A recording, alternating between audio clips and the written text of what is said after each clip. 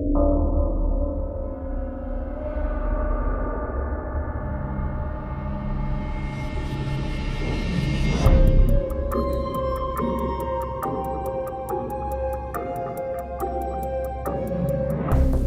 I'm Charlie Clouser. I composed the score to Resident Evil Extinction.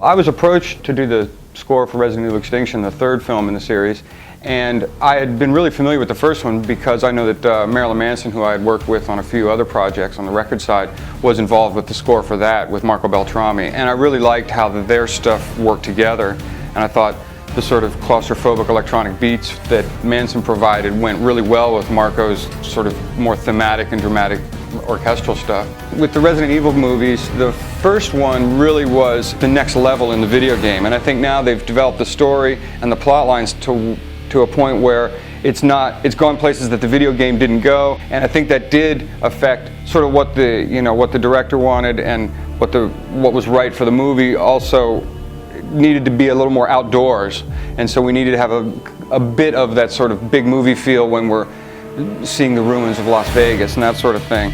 In this third film in the franchise, it is becoming more of an action movie, so I think the music also needed to kind of spread into larger territory, if you will. When I'm trying to begin a piece of music for a project like Resident Evil, a lot of times the first thing is a rhythm, if there is one.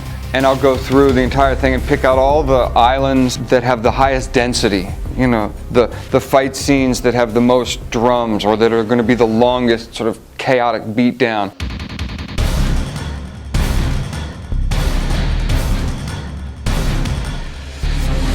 In the larger, more action-based cues, things can hide behind other things in the density and in the fog of war.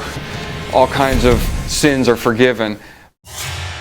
It's a little weird sometimes to be a keyboard player in a rock band, but I guess if I had to do it, there would probably be only 2 or 3 bands that would be okay in. And I always thought that was Kraftwerk and Marilyn Manson and of course 9 Inch Nails. And being in 9 Inch Nails as the keyboard player was great because there was a lot of opportunity for weirdo sounds, and when you did your thing, it was heavily featured, and that was a great sort of. It was never just chomping out pads. It was always playing some really obscure and ugly sound, which I thought was great.